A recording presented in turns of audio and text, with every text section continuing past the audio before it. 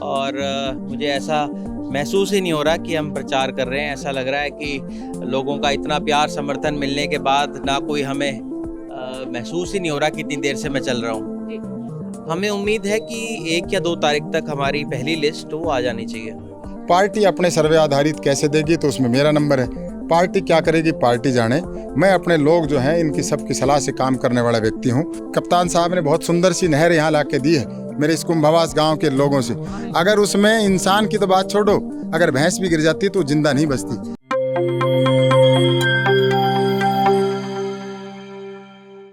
नमस्कार, मैं हूं शैली शर्मा और आप देख रहे हैं जेपी हरियाणा। दोस्तों, आज 1 सितंबर है। हम बात करने जा रहे हैं रेवाड़ी विधानसभा सीट की राजनीति की। रेवाड़ी विधानसभा की लेटेस्ट अपडेट यही है कि कांग्रेस के संभावित उम्मीदवार व मौजूदा विधायक चिरंजीव राव घर घर पहुंच रहे हैं। वहीं टिकट का इंतजार छोड़कर हर हाल में चुनाव लड़ने पर आमादा दिख रहे सतीश यादव भी बड़े बुजुर्गों से आशीर्वाद व युवाओं का साथ मांग रहे हैं। भाजपा से टिकट की उम्मीद कर रही मंजू यादव को अभी घोषणा का इंतजार है। इनके बारे में चर्चा आगे करेंगे। अपनी बात शुरू करने से पहले आपको हम चिरंजीव राव व सतीश यादव का वोट मांगने का अंदाज दिखाते हैं। एनजेपी की टीम ने विकास नगर में पहुंचकर चिरंजीव राव के डोर टू डोर कार्यक्रम को निकट से देखा और इसी तरह हम सतीश यादव के एक कार्यक्रम में गांव कुंभावास पहुंचे। पहले दोनों के वोट मांगने का अंदाज देख लीजिए।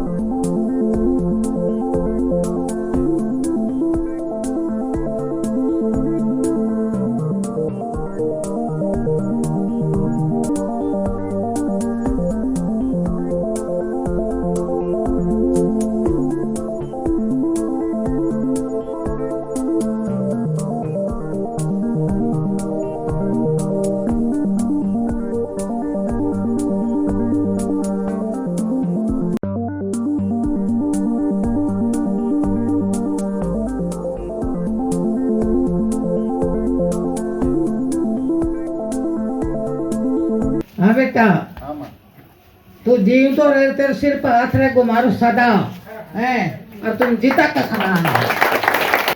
नमस्कार मेरे बड़े बुजुर्ग और मेरे दोस्त। तो मैं यही कहना चाहूँगा कि दो बच्चों के लिए जो किया जाए, जो भी आपके द्वारा ग्रांट आए, ग्राउंड की हो या एजुकेशन की हो या कुछ भी हो, क्योंकि जो युवा सही रहेंगे तो ही हमारा आने वाले जो पीढ़ी है, जो युग है, जो भी है, तो वो अच्छा रहेगा। दोस्तों, आपने दोनों का वोट मांगने का अंदाज देख ही लिया है। सबसे अंत में हम आपको इनकी बातचीत सुनाएंगे।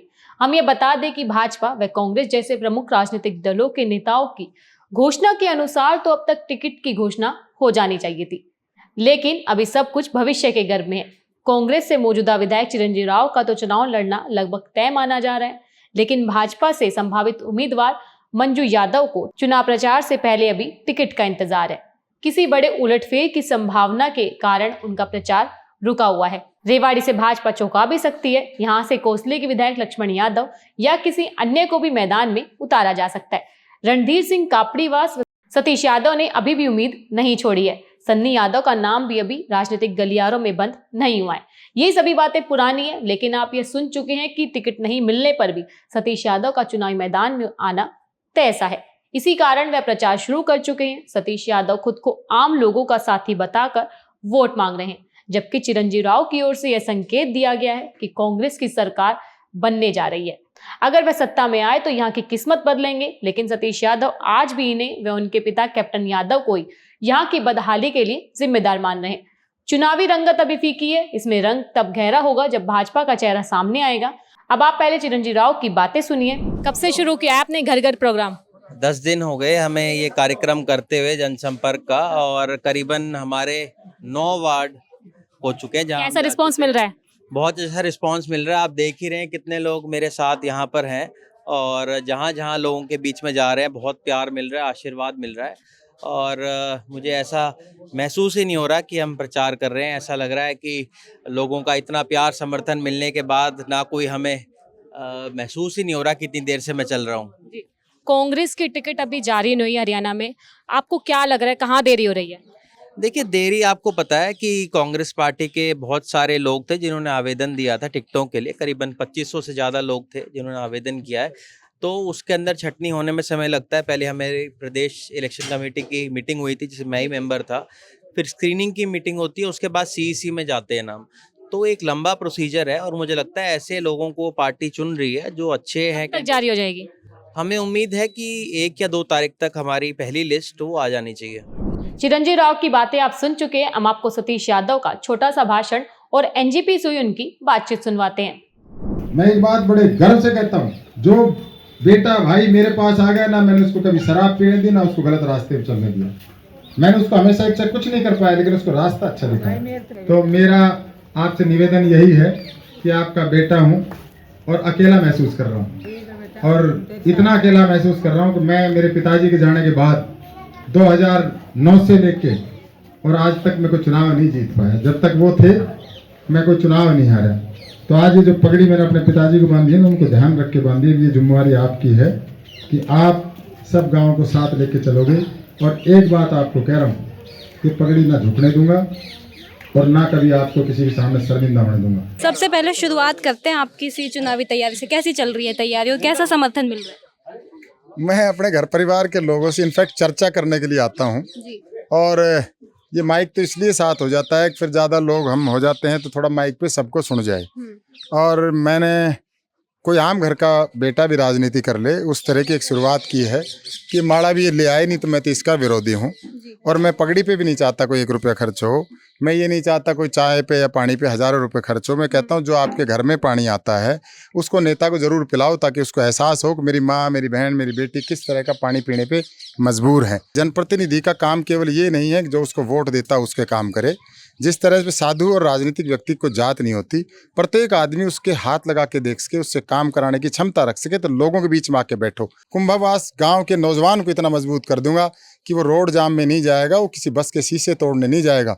लेकिन जहां भी बेकायदी होगी, जहां भी कानून का मखौल उड़ाया जाएगा, वो नौजवान उसको लड़ने की हिम्मत दूंगा। भाई लड़, आपका जनप्रतिनिधि अगर सतीश यादव आज भी मैं चाहे बेशक जनप्रतिनिधि नहीं हूं, कि आपके लिए मैं हर चौक और चौराहे पे आपके साथ खड़ा मिलूंगा।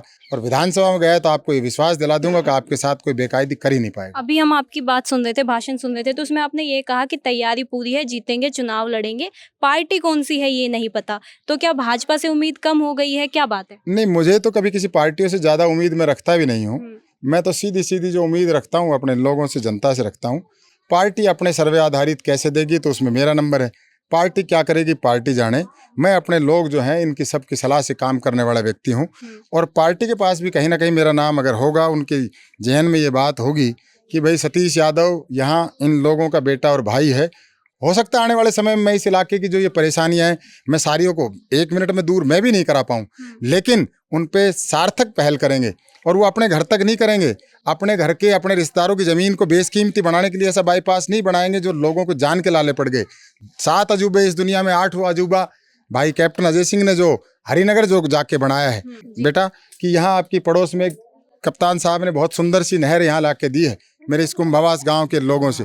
अगर उसमें इंसान की तो बात छोड़ो, अगर भैंस भी गिर जाती तो जिंदा नहीं बचती। और रात को इस पूरे गांव को मच्छर नहीं सोने देते। और पानी, इस गांव का भूमिगत जल खराब हो चुका है। ये जो व्यवस्था इन लोगों ने दी है, क्या हम इस व्यवस्था के लायक थे? ये कहते हैं कि जो करेगा जैसा भरेगा। हमने ऐसे क्या बुरे कर्म किए हैं कि आपने हमारे को इस तरह से मरने के लिए मजबूर किया है? कि हमने तो आपको चुना है, हमने यही बुरा किया है ना। आप तो गुड़गांव के आलीशान बंगलों में, कोठियों में रहते हो, और कुंभवास गाँव के लोग मच्छरों से परेशान हैं, दुखी हैं। दोनों की बातें सुनने के बाद आप समझ चुके होंगे कि चुनाव में सतीश यादव के निशाने पर कैप्टन परिवार ही रहने वाला है। लेकिन भाजपा से एक टिकट न मिलने पर सतीश यादव भाजपा पर भी सीधे हमला शुरू कर देंगे। सतीश की उम्मीद है कि मंजू यादव को भाजपा टिकट मिलने पर भाजपा में राव इंद्रजीत सिंह विरोधी खेमा उनकी ताकत बनेगा, लेकिन इसका जवाब समय देगा। रेवाड़ी की राजनीति पर आज इतना ही। फिर मिलेंगे आपको किसी नई रिपोर्ट के साथ। धन्यवाद। हमारे चैनल को सब्सक्राइब करें, वीडियोस को लाइक करें, कमेंट करें और शेयर करें।